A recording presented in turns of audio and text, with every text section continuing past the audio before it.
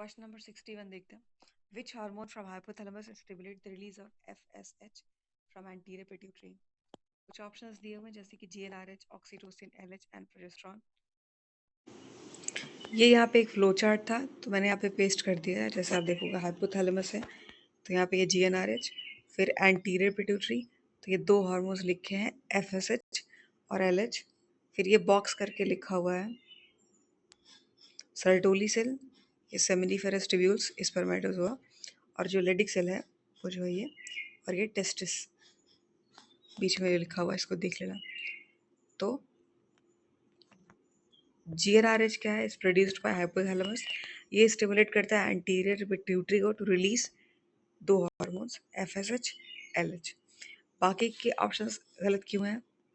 क्योंकि oxytocin secreted by hypothalamus but released by posterior pituitary. ये help करता है मिल्क इजेक्शन में, और जो मिल्क इजेक्शन है ये कीवर्ड है, यहाँ से क्वेश्चन बनते हैं और आ भी चुके हैं. LH क्या है? Secreted from anterior pituitary, not from hypothalamus. Progesterone एक हार्मोन है फ्रॉम ओवरीज. ठीक, ये जो है ये यहाँ पे कुछ हार्मोन्स देख लेना अलग से. जैसे हाइपोथैलेमस है तो ये पूरा नाम दिया हुआ है. जैसे आप देखोगे डोपामिन है, पूछते हैं यहाँ से, ऑक्सीटोसिन और ये सब. और थायराइड में ये कुछ नाम दिए हुए हैं, पीनियल ग्लैंड में, और पिट्यूटरी में भी देखना है यहाँ पे एंटीरियर और पोस्टीरियर. तो ये एक बार देख लेना. अगला क्वेश्चन देखते हैं.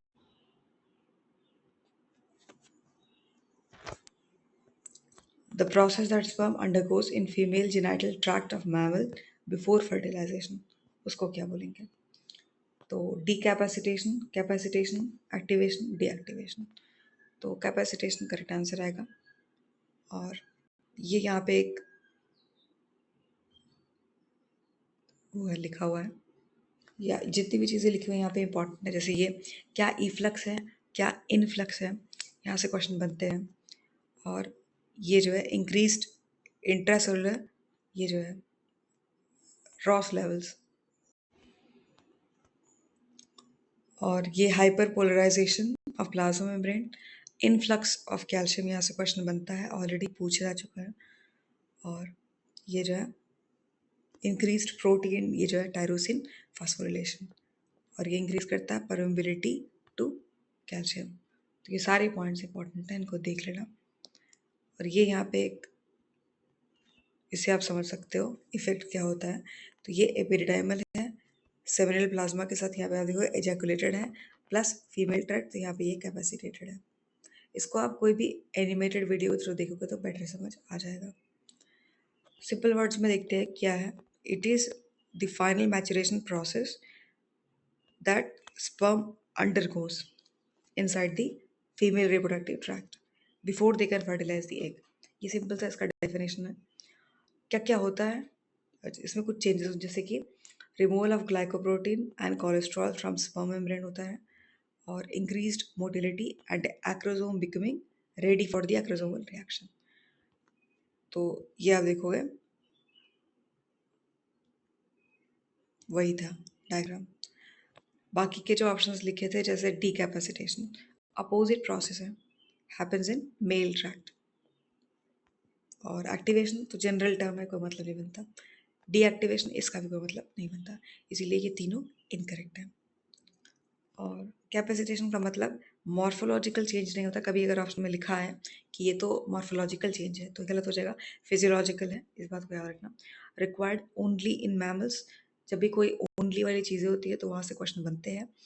और सेम चीज़ है कि prepares sperm for acrosome reaction, और की है फॉर पेनिट्रेटिंग एग्स जोना पैलिसीडा.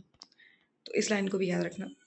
और यहाँ पे कुछ फैक्ट्स हैं जैसे कि capacitation, functional maturation of sperm inside female tract needed for fertilisation, and sperm ये प्रिपेयर करता है स्पर्म को एक्रोसोमल रिएक्शन के लिए, सिर्फ और सिर्फ मैमल्स में देखने मिलता है. और एक्रोसोमल रिएक्शन में जैसे कि आप देखोगे ये एंजाइमेटिक ब्रेकडाउन होता है सोना पैलिसीडा का, और एंजाइम रिलीज करता है hyaluronidase from acrosome, enables sperm to penetrate ovum. और फर्टिलाइजेशन के पॉइंट सबको पता होंगे, fusion of male female gamete, ampullary region में देखने मिलता है फैलोपियन ट्यूब के, क्लीवेज तो ये जो है मोरुला बनाएगा, और इम्प्लांटेशन तो ये लाइन देख लेना, कभी कभी पूछ लेते हैं कि attachment of blastocyst to uterine wall, ये तो ठीक है, ये occurs around 7th day after fertilization. Corona radiata से क्वेश्चन आ चुका है तो ये इंपॉर्टेंट लाइन है, layer of cell surrounding ovum और first barrier sperm must penetrate. Zona pellucida ये क्या है, ये तो देखा हमने अभी कि ये क्या करता है, इंश्योर स्पीशीज स्पेसिफिक फर्टिलाइजेशन और टू प्रिवेंट पॉलीस्पर्मी, और कॉर्टिकल रिएक्शन देख लेना, सेम चीज़ है कि post fertilisation block to prevent polyspermy. Capacitation acrosome reaction same नहीं है, कैपेसिटेशन जो है वो प्रिपेयर करता है स्पर्म को, इस लाइन को मत भूलना। Acrosome reaction actual enzyme release है, ये आप देखोगे यहाँ पे स्टेप वाइज लिखा हुआ है, जैसे ये कॉन्टैक्ट एक्रोसोमल रिएक्शन, और 3 पे growth of acrosomal reaction, fusion of plasma membrane और entry of sperm nucleus, cortical reaction. तो ये यहाँ पे आप देखोगे ये जो है स्पर्म हेड, तो यहाँ पे आप सिर्फ इनके यहाँ से यहाँ तक नोटिस करना, जैसे ये स्पर्म न्यूक्लियस है, ये जो ऐसे ऐसे है, फिर यहाँ से एक्रोसोमल रिएक्शन है, यहाँ पे आप देखोगे ये, और ये स्पर्म प्लाज्मा मेम्ब्रेन है ये, और यहाँ से आप देखोगे ये जो यहाँ पे था ये यहाँ पे चला गया है, ठीक। तो फर्टिलाइजेशन मेम्ब्रेन तो यहाँ पे था, तो वही यहाँ है कि 5th entry of sperm nucleus, और उसके बाद ये रिएक्शन। तो ये आप देखोगे यहाँ पे अलग अलग लेयर्स हैं, तो इसको देखना, और उससे बेटर ये है यहाँ पे डायरेक्टली लिखा हुआ है, जैसे आप देखोगे कि ये एरो बना के कि ये पूरा एक्रोसोमल रिएक्शन है, ये फ्रेश स्पर्म है, यहाँ से कैपेसिटेशन प्रोसेस है, ये कैपेसिटेटेड स्पर्म है, ये जो लाइन है इस लाइन को ध्यान से देखना, और ये जो है यहाँ पे आप देखोगे ये जो येलो कलर का लाइन है ये क्या है, ZP जोना पैलिसीडा। तो यहाँ पे आप देखोगे इस पे यहाँ था, यहाँ था, यहाँ था, और सीधे यहाँ ये, तो फर्टिलाइजर स्पर्म यहाँ तक है, ठीक। और ये oocyte है और ये PVS है, 3 लेयर्स हैं, और यहाँ पे आप देखना कि कौन कौन से लेयर को कब कब पेनिट्रेट कर रहा होता है, तो इसको देख लेना, अच्छे विजुअल्स है, समझ आ जाएंगे इजीली। यहाँ पे कुछ फैक्ट्स लिखे हुए, calcium in capacitation and fertilisation, जैसे कि आप देखोगे कैपेसिटेशन रिक्वायर्स विच आयन, ये पूछ जा चुका है, तो कैल्शियम, और entry of calcium into sperm trigger करता है बायोकेमिकल चेंजेस, इंक्रीज करता है स्पर्म की मोटिलिटी को, एक्रोसोम रिएक्शन के लिए प्रिपेयर करता है, और एक्रोसोम रिएक्शन जो है वो हैविली कैल्शियम डिपेंडेंट है। और भाई कुछ लाइंस लिखी हैं, जैसे surge in intracellular calcium causes acrosomal membrane to fuse और एंजाइम रिलीज करे, acrosin hyaluronidase, cortical reaction to prevent polyspermy, और leads to hardening of zona pellucida. ये जो लाइन याद रखना, वन लाइनर फैक्ट्स लिखे हैं, सेम चीज़ लिखा है, बस ये लाइन याद रखना कि calcium is essential for capacitation, acrosome reaction, cortical reaction, और अगर कैल्शियम का लेवल राइज हो तो ये अर्लीस्ट सिग्नल होता है आफ्टर स्पर्म oocyte फ्यूजन। और यहाँ पे अगला क्वेश्चन देखते हैं यहाँ पे, तो the process in which the 3 germ layer forms is called as fertilization, cleavage, gastrulation, organogenesis। तो यहाँ पे गैस्ट्रुलेशन करेक्ट आंसर आएगा। गैस्ट्रुलेशन होता क्या है, it is the process during embryonic development in which 3 germ layers are formed, 3 primary germ layers form, ecto, meso और endoderm. तो यहाँ पे बाकी के ऑप्शंस क्या लिखे थे, फर्टिलाइजेशन, क्लीवेज, ऑर्गेनोजेनेसिस। तो फर्टिलाइजेशन क्या है सब जानते हैं, फॉर्मेशन ऑफ जाइगोट। क्लीवेज क्या है, रैपिड माइटोटिक डिवीजन ऑफ, यहाँ पे कुछ 1 पॉइंटर्स लिखे हुए हैं। ऑर्गेनोजेनेसिस, तो लाइसिस और जेनेसिस मैंने आपको डिफरेंस बताया था, जेनेसिस का मतलब फॉर्मेशन होता है, ऑर्गन तो ऑर्गन ही है, formation of organs from germ layers. और अर्ली एम्ब्रियोनिक डेवलपमेंट में ये देख लेना, जैसे क्लीवेज है तो मोरुला एक सॉलिड बॉल बनाएगा। ब्लास्टुलेशन है तो ये जो है मोरुला फिर ब्लास्टुला, कई बार इसका सीक्वेंस अरेंज करने बोलते हैं। ब्लास्टुला क्या है? Hollow ball with fluid filled, blastocoel. और गैस्ट्रोलेशन में यहाँ पे लिखा हुआ है, जैसे एक्टोडर्म है तो क्या ये बनाएगा? Skin, nerves. मीजोडर्म है muscle, heart and bones. Endoderm है तो गट और लंग्स वगैरह। और न्यूरुलेशन तो न्यूरल ट्यूब बनाएगा। ऑर्गेनोजेनेसिस, ऑर्गन तो ये यहाँ देख लेना, ये जैसे जाइगोट है, फिर क्लीवेज, 8 सेल स्टेज क्लीवेज, फिर ये हॉलो बॉल जैसा स्ट्रक्चर है, ब्लास्टोला, फिर ये आप देखोगे, ये ध्यान से देखना कि ब्लास्टोसील है ये, जो ये डार्क ब्लू कलर है, और ये गैस्ट्रोलेशन प्रोसेस हो चुका है यहाँ पे। तो ये आप देखोगे ये आर्केंट्रॉन है, तो आर्केंट्रॉन को और ब्लास्टोसील को माइंड में रखना, क्योंकि यहाँ से क्वेश्चन बनते हैं। और गैस्ट्रोलेशन मोस्ट इंपॉर्टेंट इवेंट है, बॉडी प्लान यहीं से स्टार्ट होगा। और ब्लास्टुला हैज़ ब्लास्टोसील, और गैस्ट्रोला हैज़ आर्केंट्रॉन। अगला क्वेश्चन ये क्या है? Coelom, coelom is found from ecto, endo, meso, derm या फिर नीडोप्लास्ट। तो ये आप देखोगे डायग्राम है, तो यहाँ पे ये जो आउटर लेयर है ये एक्टोडर्म है, ये लेबल्ड है। फिर ये मिडिल में ये जो ऐसे स्ट्रक्चर है ये मेजेंट्री है, और यहाँ पे ये एंडोडर्म है, ये जो येलो कलर में है ये एंडोडर्म है, और ये सीलम, और ये जो है मीजोडर्म, ये जो है मीजोडर्म। तो एक डायग्राम इससे बेटर था, अगर आपको चाहिए तो आप बता देना, वो पूरा 3D है और बहुत सुंदर डायग्राम था, उससे आप एक बार देखोगे तो आपको बेटर समझ आएगा। सीलम क्या है? बॉडी कैविटी लाइंड में मीजोडर्म, और तो इस लाइन का देखना lined by mesoderm. It allows the organ development and found in coelomates, जैसे कि एनालीड्स, आर्थ्रोपॉड्स, कॉर्डेट्स। तो कौन से एसीलोमेट है, कौन से सीलोमेट है, इस चीज़ को याद रखना। एसीलोमेट मतलब ए जहाँ पे लग जाए, जैसे अग्नि था अगर आपको याद हो, तो विदाउट होता है। नो सीलम तो फ्लैट वर्म्स। तो इनके डेफिनेशन, इनके एग्जांपल्स आपको रटे होने चाहिए। सीडोसीलोमेट, सीडो मतलब फॉल्स जैसा होता है, so not fully Mizoram lined, पूरी तरीके से लाइंड नहीं होता है। राउंड वर्म्स अच्छा एग्जांपल है। सीलोमेट्स या फिर यू सीलोमेट्स, तो ट्रू सीलम है अर्थ वर्म एंड ह्यूमंस, दोनों को एक जगह रखा है। एक्टोडर्म कुछ जर्म लेयर दिए हैं, डेरिवेटिव्स दिए हैं, एग्जांपल्स दिए हैं, तो इनको देख लेना, स्पेशली एग्जांपल्स क्या क्या बनाते हैं, कभी कुछ पूछ ले तो कह नहीं सकते, वही यहाँ लिखा हुआ है, इसमें कुछ अलग नहीं है।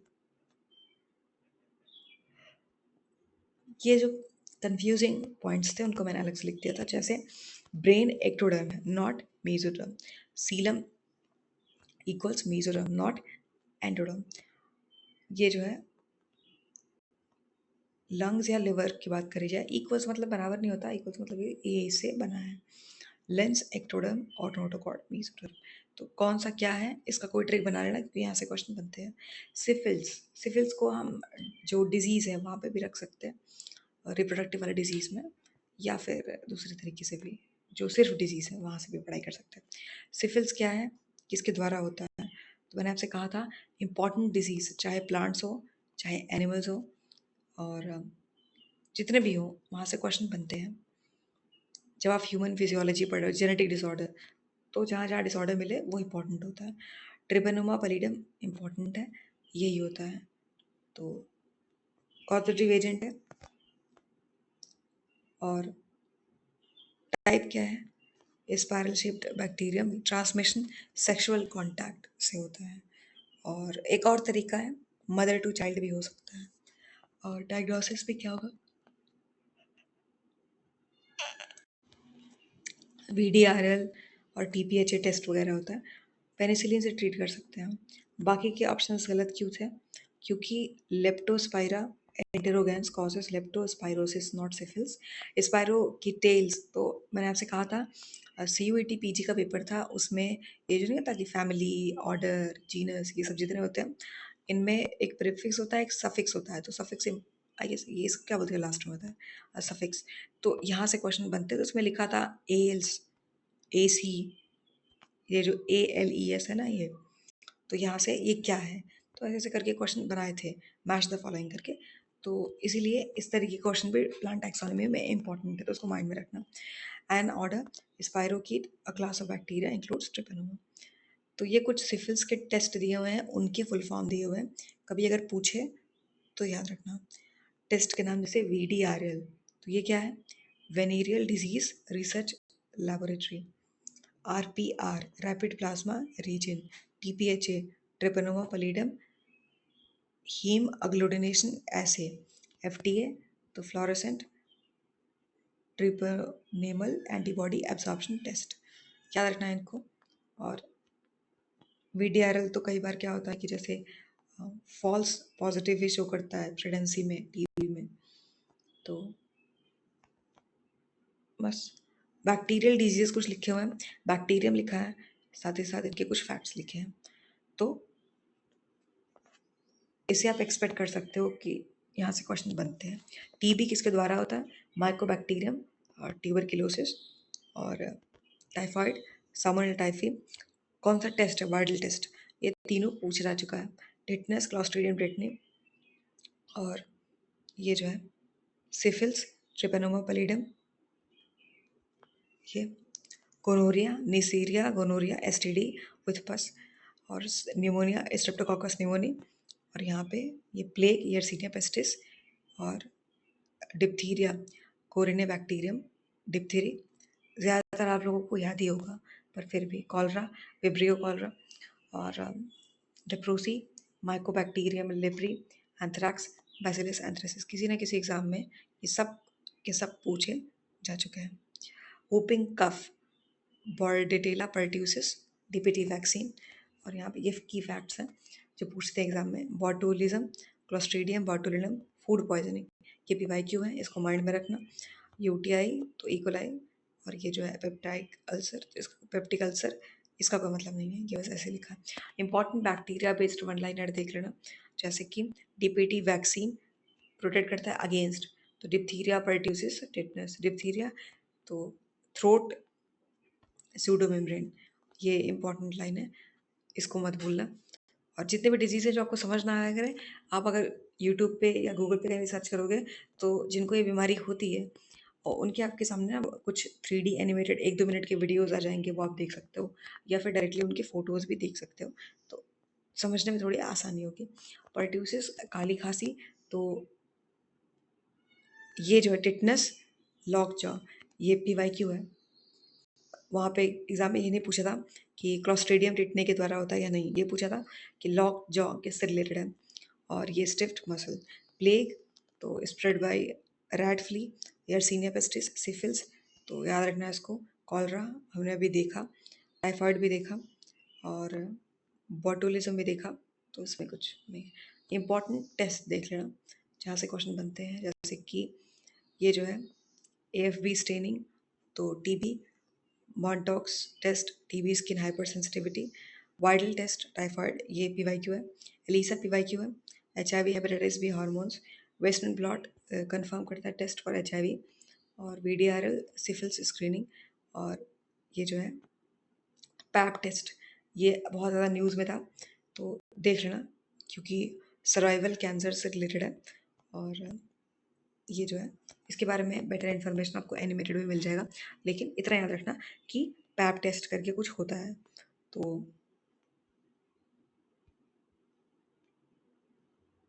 DPT वैक्सीन का फुल फॉर्म देख लिया हमने, और ये डिजीज़ है, बैक्टीरिया का नाम है, और कुछ निक नेम या जो भी है जहाँ से क्वेश्चन बनते हैं वही लिखा हुआ है। Diphtheria, corona bacterium, white patch throat में देखने मिलता है, उसी को स्यूडो मेम्ब्रेन बोला। स्यूडो मतलब फॉल्स, तो पता होगा। पर्ट्यूसिस तो यहाँ पे काली खांसी है, और होपिंग कफ, टिटनेस तो मसल स्टिफनेस और लॉक जॉ। ये सब के सब निकनेम आप बोल लो, आप इसको कुछ इंपॉर्टेंट फैक्ट्स, ये इजी क्लू या ऐसे लिखा था, मतलब इंपॉर्टेंट बस ये सब के सब PYQ है, इसको माइंड में रखना। यर्सीनिया पेस्टिस, ये जो है bacteria that causes plague, black death, यहाँ से क्वेश्चन बनते हैं। अगला question, which are the following phrase is used for Eichhornia crassipes, तो इसको मत भूलना, ये मोस्ट रिपीटेड PYQ है, और सबको याद ही होगा टेरर ऑफ बंगाल।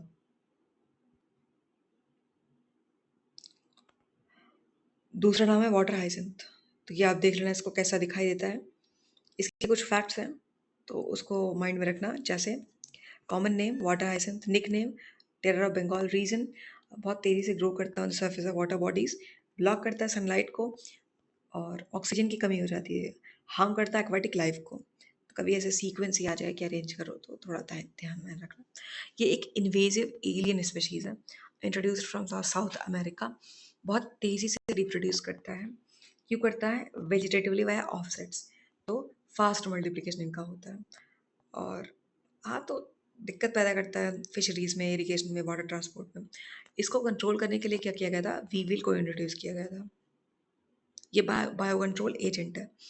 वीविल को यहाँ पे लिखा हुआ है कि वीविल एक टाइप का स्मॉल बीटल है, इंसेक्ट है, known for having a known for having a long snout. तो ये आप देखोगे आइकॉर्निया के लीव्स हैं, और ये बीटल्स जैसे कुछ दिखाई दे रहे होंगे आपको, ये वही है बायोलॉजिकल कंट्रोल।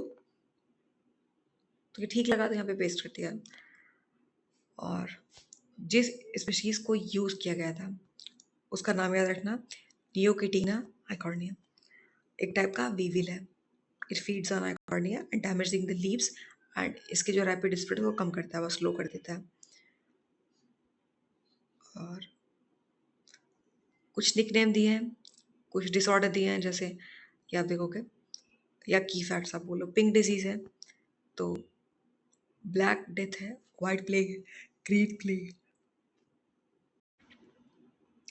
काली खांसी है, लेट ब्लाइट ऑफ पोटैटो है। तो इन सबको एक बार देख लेना।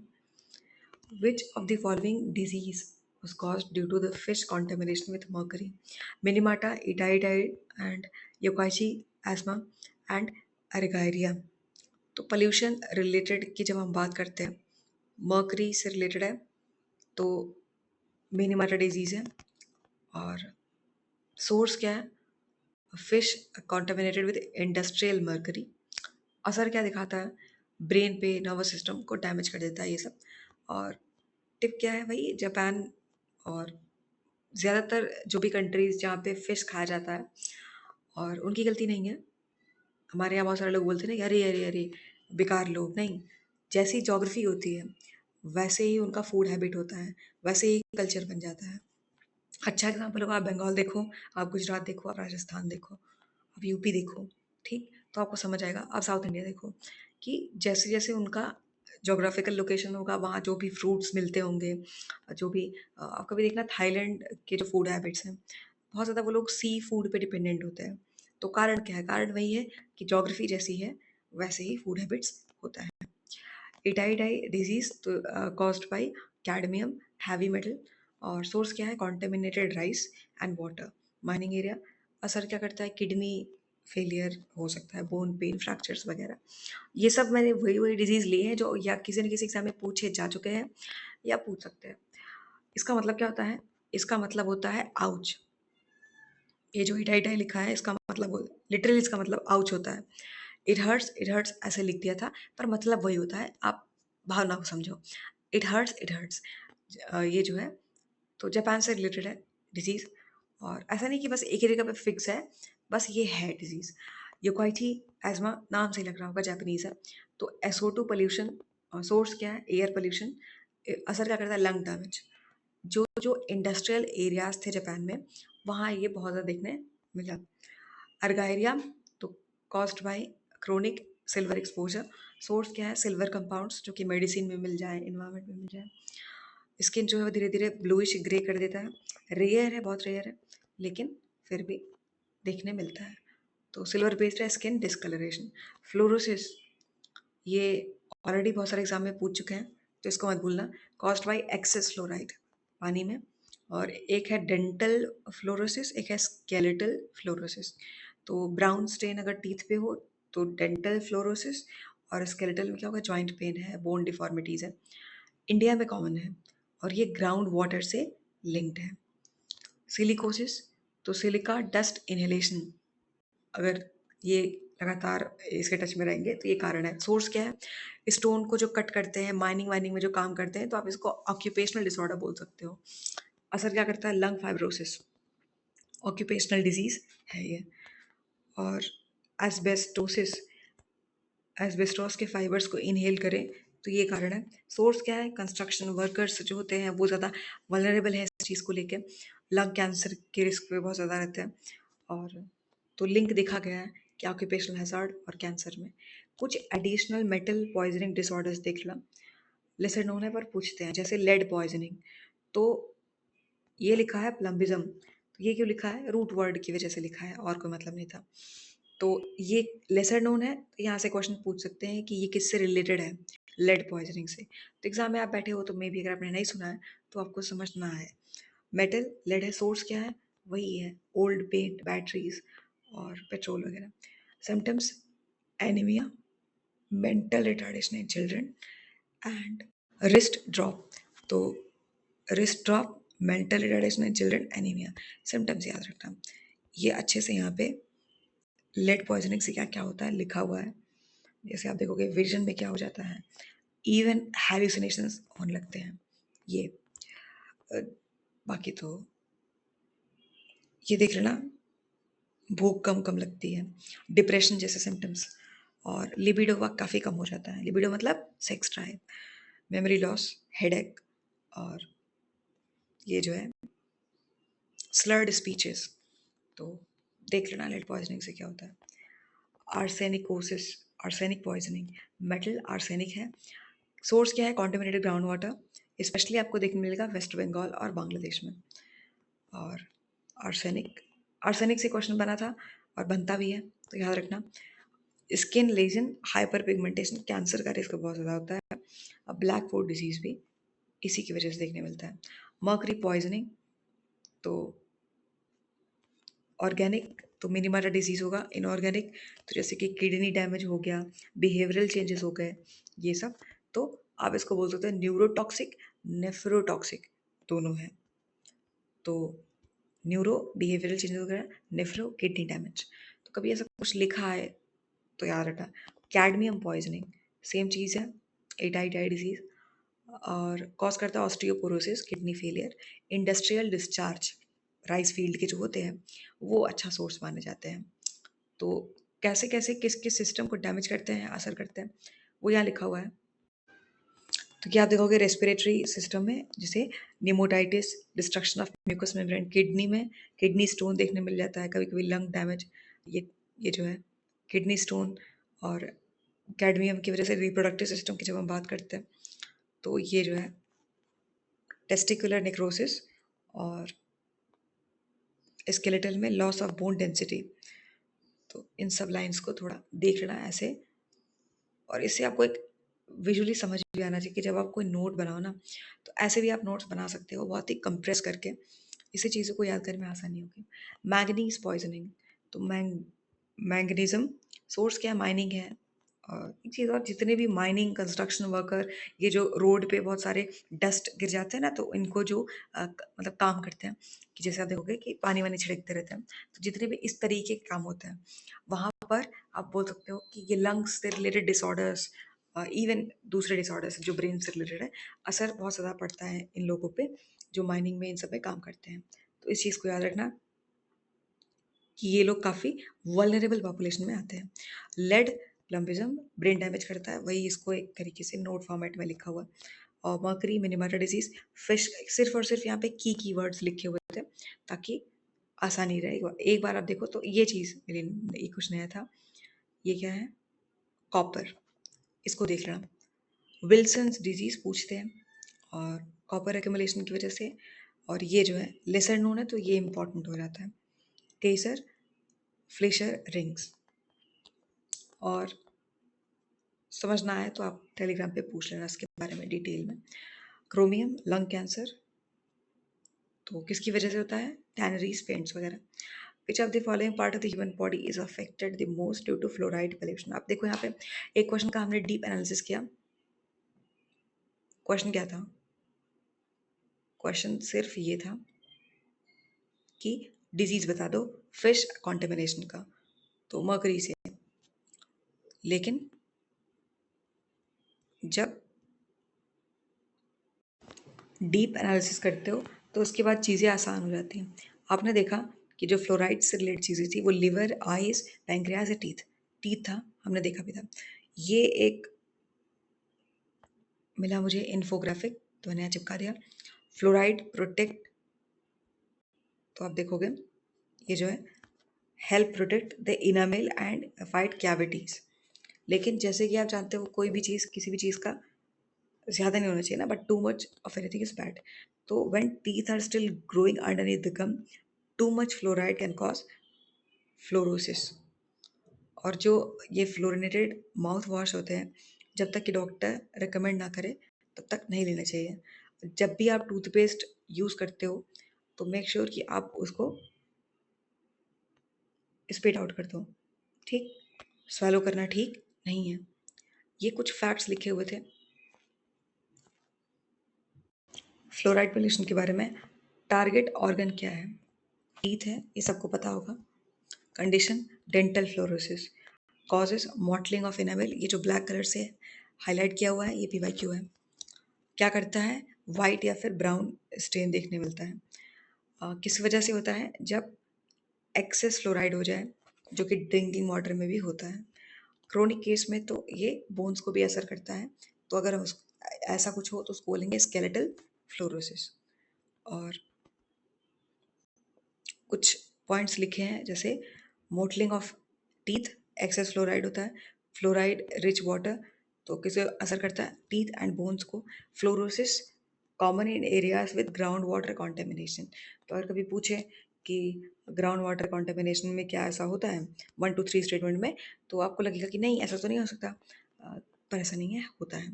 ये कुछ इंग्रेडिएंट्स जब आप टूथपेस्ट लेने जाओ तो देखने चाहिए. तो ये मुझे इन्फोग्राफिक मिला, मुझे ठीक लगा तो मैंने इंक्लूड किया, क्योंकि एक होता है ना कि मतलब पॉइंट्स अच्छे थे. Fluoride 1000 ppm for kids, 1350 ppm for adult, इतना होना चाहिए. हाइड्रोजन पेरोक्साइड, ये जो है टीथ की वाइटनिंग के लिए होता है. जिंक साइट्रेट, ये रिड्यूस करता है प्लाक बिल्डअप को. इसके बाद पोटेशियम नाइट्रेट, ये हेल्प करता है सेंस, ये जो है पोटेशियम नाइट्रेट हेल्प करता है रिड्यूस सेंसिटिविटी. और कैल्शियम कार्बोनेट, ये स्टेन के रिमूवल में हेल्प करता है. और क्या अवॉइड करना चाहिए? एक्टिवेटेड चारकोल और सोडियम लॉरेट सल्फेट, अगर आप एलर्जिक हो तो. तो ये बस वही इन्फोग्राफिक था. और तो अगला क्वेश्चन देख. डाइवर्सिटी से क्वेश्चन आया, अल्फा डाइवर्सिटी. तो diversity of organism sharing the same habitat, diversity of organism which do not share same habitat, या फिर कोई प्रेफरेंस ही नहीं है शेयरिंग द हैबिटेट. क्या सही होगा? 1 2 3 या कोई नहीं. तो अल्फा डाइवर्सिटी क्या होता है? Species variety with in a single habitat. तो क्या लिखा था?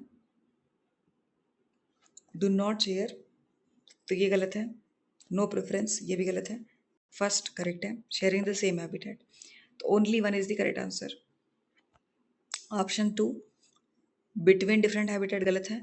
Not a valid ecological term, बाकी गलत है. ये विजुअल से आपको बेटर समझ आएगा, ध्यान से देखना. कि पहले डेफिनेशन देख लेते हैं, उसके बाद विजुअल्स देखते हैं. टाइप है डेफिनेशन में, एग्जाम्पल है. तो देखो अल्फा क्या है? Diversity within a habitat या फिर कम्युनिटी. बीटा क्या है? Diversity between two habitats. Gamma क्या है? Total diversity in a region. तो alpha diversity within a community. तो विद इन, ये आप देखोगे अल्फा, ये सर्कल ध्यान ध्यान से देना, ये क्या है? With in a particular habitat. आप एग्जाम्पल ले सकते हो species in a single pond या फिर फॉरेस्ट. और beta diversity between to habitat, तो कंपेयर करते हैं दो स्पीशीज को या फिर ग्रासलैंड को. तो बिटवीन टू हैबिटेट ये कीवर्ड था. तो बीटा अगर आप देखते हो, ध्यान से देखना,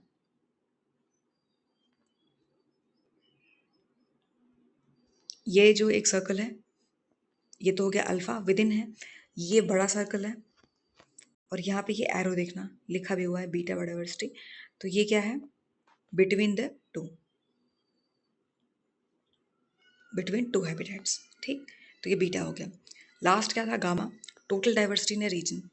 अब ये जो पूरा डाइवर्सिटी है इसको ध्यान से देखना, ये पूरा डाइवर्सिटी है. और यहाँ पे ये सिंगल था तो ये अल्फा है, दो के बीच में बीटा था. और ये पूरा एरो जो दिखाई दे रहा होगा आपको, ये यहाँ से यहाँ तक, ये लिखा भी हुआ है गामा. तो इसीलिए टोटल स्पेशीज किसी भी लैंडस्केप में या बायो में उसको बोलेंगे gamma, total diversity in region. तो इस विजुअल से आपको डेफिनेशंस अच्छे से समझ आए होंगे, ठीक, कि अल्फा क्या है, बीटा क्या है, गामा क्या है। यहाँ से क्वेश्चंस बनते हैं, विद एग्जांपल क्वेश्चन बनते हैं। तो क्वेश्चन सॉल्व हो गया था। Which of the following method of conservation of biodiversity is used only for threatened animal या फिर प्लांट्स स्पीशीज? तो in situ, ex situ, national park, biosphere reserve. तो इन सीटू सिर्फ और सिर्फ थ्रेटेड के लिए नहीं है। इन सीटू के एग्जांपल्स देख लेना, national park, wildlife sanctuaries, biosphere reserve, यहाँ से क्वेश्चन बनते हैं। और not limited to only threatened, protect all flora fauna, इसीलिए गलत होगा। एक्स सीटू तो outside the natural habitat conserve करता है, zoo, seed bank, botanical garden, cryopreservation, ये सब एग्जांपल है। तो टारगेटेड मेथड इसमें लिया जाता है फॉर सेविंग द स्पीशीज जो बहुत रैपिडली डिक्लाइन कर रहे हो। अब लायन ले लो, वल्चर ले लो, ये सब इस तरीके से फोकस करते हैं ये रेयर पे, इंडेंजर्ड पे, थ्रेटेड स्पीशीज पे। नेशनल पार्क तो ये सबसेट है इन सीटू का, तो कोई मतलब नहीं बनता है, फॉल्स अंडर इन सीटू, सभी स्पीशीज को प्रोटेक्ट करते हैं, not just threatened. Biosphere reserve broad area है, इंक्लूड ह्यूमंस टू, करेक्ट नहीं है क्योंकि पार्ट ऑफ इन सीटू है, not limited to threatened only. और यहाँ पे कुछ एरियाज होते हैं जैसे कोर, बफर, ट्रांजिशन, तो पता होगा आपको कि कोर में जाना अलाउड नहीं होता, ऐसे ऐसे करके है, सब देख लेना। जू, botanical garden, gene bank, cryo preservation, seed bank, तो इन सब के कुछ पॉइंट्स लिखे हुए, इनको देख लेना। ये एक ट्रिक है, देख लेना अगर याद हो सके तो। Gene bot outside cried at the zoo, multiple times बोले गए थे। जीन बॉट, आप किसी कार्टून को समझ सकते हो कि वो कार्टून है और वो जो है जू के आसपास बाहर जाके वो रो रहा है, तो इससे आपको याद रहेगा। तो G for gene bank, bot for botanical garden, और ये जो है क्राइड तो क्राइव प्रिजर्वेशन, जू तो है। ये सभी के सभी एक्स-C2 के एग्जांपल्स थे। NASA life biography, inside the house of C2, आप किसी कार्टून को मान सकते हो कि ये कार्टून है और ये जो है इसी की बायोग्राफी नासा में काम करता था। तो इससे आपको याद, यहाँ मैंने पूरा नहीं लिखा है, ये इन सीटू के जितने भी एग्जांपल्स होते हैं वो आपको यहाँ पे मिल जाएंगे। यहाँ कहीं मैंने लिखा भी था, ये है इन सीटू के एग्जांपल्स, तो कम से कम इतना तो याद होना चाहिए, ठीक।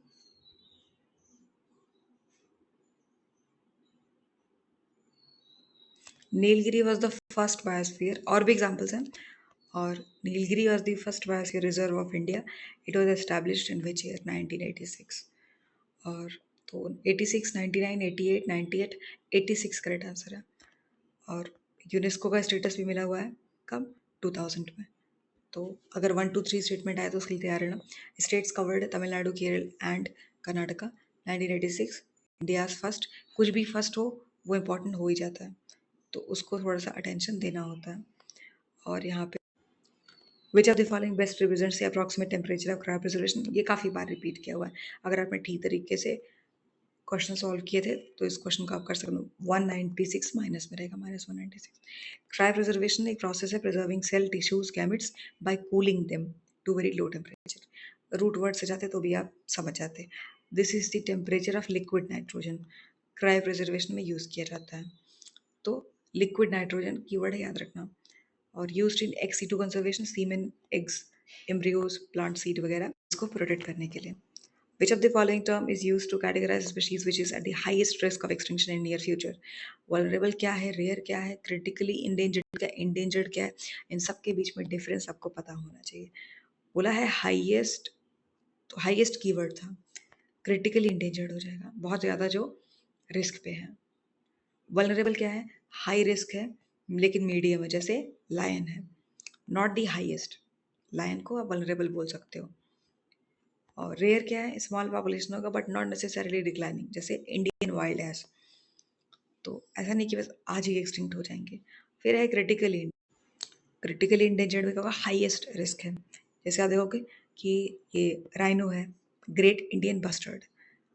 और लिंक स्पीशीज क्या होता है, species that connect to species. तो क्रिटिकली इंडेंजर्ड क्या होता है, last stage before extinction in the wild. ये कुछ दिए हुए हैं, जैसे एक्सटिंक्ट, तो डोडो तो पूरी तरीके से चले गए। एक्सटिंक्ट इन द वाइल्ड, तो ये तो सिर्फ जू में देखने मिलता है। Critically endangered great Indian bustard, endangered Asiatic lion, vulnerable snow leopard, near threatened black buck, least concern house sparrow, data deficient deep sea species, और इसका न्यूली फाउंड तो स्पीशीज नॉट। कुछ फुल फॉर्म दिए हैं, कुछ हेडक्वार्टर दिए हैं, कुछ उनके ईयर्स दिए हुए हैं।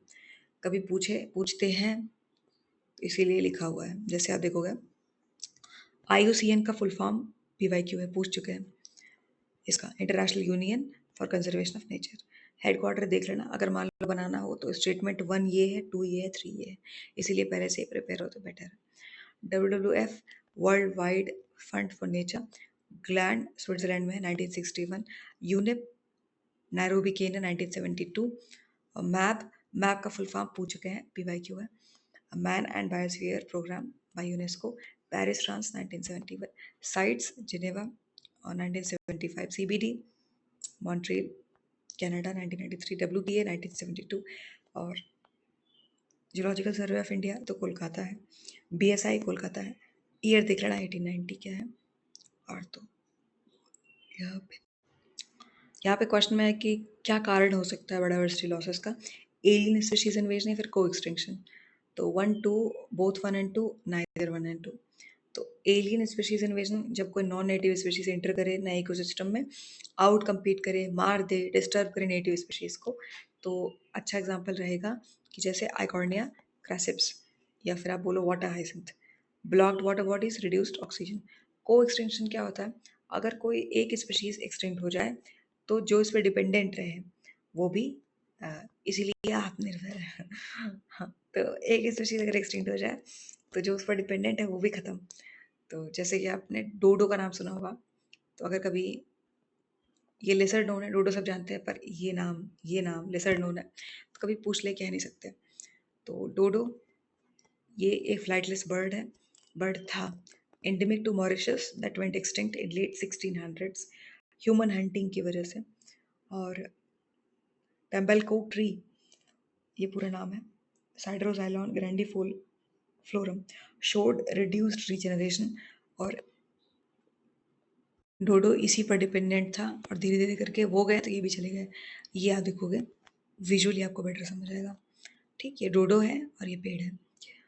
तो करेक्ट आंसर क्या था, दोनों ही, दोनों। कारण क्या हो सकता है, दोनों हो सकता है। ये क्वेश्चन पूछा है, consider the following gases, CO2, methane, CFCs and nitrous oxide. Arrange कर दो इन सभी गैसेस को अकॉर्डिंग टू डिसेंडिंग ऑर्डर। तो डिसेंडिंग ऑर्डर मतलब सबसे ज़्यादा जो होगा और उससे कम की ओर जाएंगे। तो CO2 मीथेन, सबसे ज़्यादा तो CO2 होता है, तो A, फिर मीथेन, B, तो AB ढूंढो, जहाँ AB मिलेगा वही करेक्ट आंसर है। तो AD, तो ये इनकरेक्ट है, DC इनकरेक्ट है, AC इनकरेक्ट है, ABCD करेक्ट आंसर है।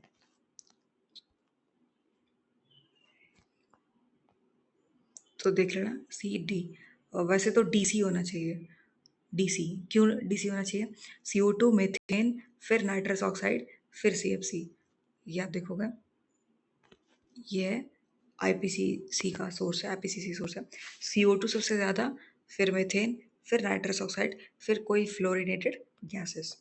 तो इसीलिए जो सीक्वेंस है, CO2, फिर CH4, फिर N2O, फिर CFC 60% के आसपास होता है, मोस्ट अबंडेंट है। और CH4 इसका सोर्स क्या, पैडी फील्ड, कैटल, ये सब है। और N2O फर्टिलाइजर वगैरह सोर्स है। CFCs रेफ्रिजरेंट, एरोसोल स्प्रे वगैरह सोर्स है, डिस्ट्रॉय करता है ओजोन लेयर को। और तो अगर हम सही सही इसको अरेंज करेंगे तो ये ABDC होगा, लेकिन ऑप्शंस में ABCD दिया है तो ABCD के साथ जाओ, क्या करोगे। The term living fossil refers to, यहाँ पे आप देखोगे फिर से क्या किया है, बेसिक डेफिनेशन पूछा है। ज़्यादातर एग्जाम में इतना, आप अगर याद हो आपको कि लीफ टैक्स, ये जो फिलोटैक्सी हम पढ़ रहे थे, वहाँ से लेके जेनेटिक से लेके यहाँ तक हर जगह आपको बहुत सारे बेसिक बेसिक डेफिनेशन वाले क्वेश्चन देखने मिल रहे होंगे। तो इसका मतलब बस यही है कि आपको बेसिक डेफिनेशंस को इग्नोर नहीं करना है। टर्म लिविंग फॉसिल का क्या मतलब होगा? Life like fossil well preserved in amber, fossil formed from a living animal which is about to be fossilized, living organism showing some very primitive characters. तो term पूछा है और क्या मतलब होता है, तो लिविंग ऑर्गेनिज्म है, बहुत पुराने कैरेक्टर्स को शो कर रहा होगा. लिविंग फॉसिल, ये एक लिविंग ऑर्गेनिज्म है जिसके which has remained structurally unchanged, चाहे भले मिलियंस ऑफ ईयर्स हो चुके हों, तो अभी तक भी ये शो करता है प्रिमिटिव एंसेस्ट्रल फीचर्स. एग्जाम्पल क्या होगा? सीलोकेंथ. सब कुछ एक ही जगह पे मैंने क्लब कर दिया था जो इंपॉर्टेंट लगे. एंशियंट फिश है. साइकेड, पेरीपेटस के जिसको आप बोलो वेलवेट वॉर्म, कनेक्टिंग लिंक है. एनलीडा आर्थ्रोपोडा में. Limulus king crab. जिंको बिलूबा, ये पूछ चुके हैं ऑलरेडी जिंको बिलूबा को, तो याद रखना इसको. फैन शेप की लीव्स होती हैं इनकी. लिविंग फॉसिल रियल फॉसिल में अंतर है. इट मीन्स कि organism is alive today but looks almost same जैसे इसके एंसेस्ट्रल्स थे. तो रियल वर्सेस लिविंग में डिफरेंस देख लेना. जैसे रियल फॉसिल का मतलब होता है कि इम्प्रेशन ऑफ डेड या एंशियंट ऑर्गेनिज्म जो रॉक्स में प्रिजर्व करके रखे गए हैं. और लिविंग का मतलब होता है कि दैट हैज़ चेंज्ड लिटिल, बहुत कम चेंजेस उसकी बॉडी में देखने मिल रहे हैं. और जो रियल है वो तो डेड होंगे, प्रिजर्व किए जाएंगे, लेकिन लिविंग नाम ही लग रहा होगा, अलाइव है. एग्जाम्पल जैसे डायनासोर के बोन्स, ट्राइलोबाइट के शेल्स, अमोनाइट वगैरह. इसमें क्या है? Example coelacanth etcetera. Time of existence सिर्फ पास्ट, ये पास्ट प्रेजेंट दोनों. एग्जाम में पूछते हैं preserve remaining rock layers, primitive characters, still living, ऐसे ऐसे कीवर्ड आपको देखने मिलेंगे. Found in sedimentary rocks, nature कहीं भी रेयर हैबिटेट में. की लिविंग ये जो है फॉसिल्स है, इनके ऑर्गेनिज्म दिए हैं, ग्रुप दिया है और कुछ नोट लिखे हैं.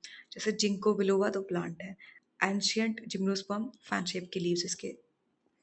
लिमुलस आर्थ्रोपॉड, तो horse shoe crab, marine arthropod है इसको बोलो. पेरीपेटस लिंकिंग फॉर्म है. सिलोकेंथ फिश है, माना जा रहा था कि एक्सटिंक्ट है लेकिन मिल गया. नॉटिलस, तो नॉटिलस को आपने देखा होगा, मॉलस्का में ही है. और शेल लाइक एंशियंट अमोनाइट्स, तो किसके शेल कैसे दिखते हैं वही अक्सर इंपॉर्टेंट चीज़ होती है. स्फिनिडॉन रेप्टाइल है. टोटारा, टोटारा मिलता है, टोटारा मिलता है इसमें न्यूजीलैंड में. ये आप देखोगे नॉटलियस ऐसा दिखता है, फॉसिलाइज्ड इन द पास्ट इस तरीके से. आप देखोगे इसी को उठा के जैसे लग रहा है यहाँ पे कॉपी पेस्ट किया गया है, अलाइव टुडे. ठीक. और सीलोकेंथ इस तरीके से दिखाई देता है. और टुबोटारा काफ़ी बार पूछते हैं, तो इसको मैंने इसके जो जो फैक्ट्स मिले वो लिख दिए थे. जैसे इसका साइंटिफिक नाम स्फेनोडॉन पंक्टेटस, लिविंग फॉसिल है. ऑर्डर रिंकोसिफेलिया है. तो आप ऐसे याद कर सकते हो कि रिंको किसी का नाम है, उसने इसको एक पेट के तरीके से रखा हुआ है बस. ठीक. और इसका पेट नेम तारा है. टू जैसे भी आप सोच लो, तारा मतलब स्टार. ठीक. और इफ द क्वेश्चन सेज कि still living but looks like ancient extinct form, तो लिविंग फॉसिल होगा. ऐसे आप सोच सकते हो कि एंशियंट बॉडी है, मॉडर्न लाइफ स्टाइल है, living fossil. Which one among the following is most important factor in speciation. यहाँ से क्वेश्चन बनते हैं. Geographical isolation, reproductive isolation, ethological या फिर इकोलॉजिकल. मोस्ट इंपॉर्टेंट फैक्टर बोला है, तो सबसे पहले यही देख लो. Allotropic, sympatric, parapatric, peripatric. तो एलो क्या है? Allo means different. तो occurs due to geographical location, जैसे फिजिकल बैरियर में माउंटेन आ गया, रिवर आ गया, ये सब, तो पॉपुलेशन स्प्लिट हो जाए. एग्जाम्पल डार्विन के फिंचेस. सिम्पैट्रिक तो सेम है, कोई फिजिकल बैरियर नहीं होता है, caused by genetic mutation, polyploidy, या फिर बिहेवियर में ही चेंज आ जाए, जैसे कि polyploidy in wheat etcetera. Parapatric, तो बिसाइड या फिर एडजेसेंट पैरा मतलब होगा, तो population in neighbouring but not overlapping areas, limited gene flow होगा. Example grass species near mine. Metal tolerance का लेवल आप देखोगे तो. पेरीपैट्रिक स्पेसिएशन, एक स्मॉल ग्रुप आइसोलेटेड होंगे फ्रॉम मेन पॉपुलेशन, जैसे ये मेन है, यहाँ पर ऐसे ऐसे है, इतने थे, तो कुछ जो है वो आइसोलेट हो जाएंगे. ऑफ्टन ऑन आइलैंड, पेरीफेरियल वगैरह पे. Founder effect, genetic drift important है यहाँ पे. पोलर बियर फ्रॉम ये ब्राउन बियर एंसेस्टर्स, तो इनके एंसेस्टर्स थे ब्राउन बियर, उनसे थोड़ा अलग हो गए पोलर बियर. स्पेसिएशन में कुछ पॉइंटर्स लिखे हैं. टर्म किसने दिया था? तो ओरेटर कुक ने दिया था 1906 में. कब दिया था? 1906 के आसपास. इंपॉर्टेंट फैक्टर्स, जोग्राफिकल आइसोलेशन सबसे ज़्यादा इंपॉर्टेंट है। तो क्वेश्चन में क्या पूछा था? क्वेश्चन में पूछा था कि बताओ दी मोस्ट, कीवर्ड है क्या है? The most important factor geographical isolation.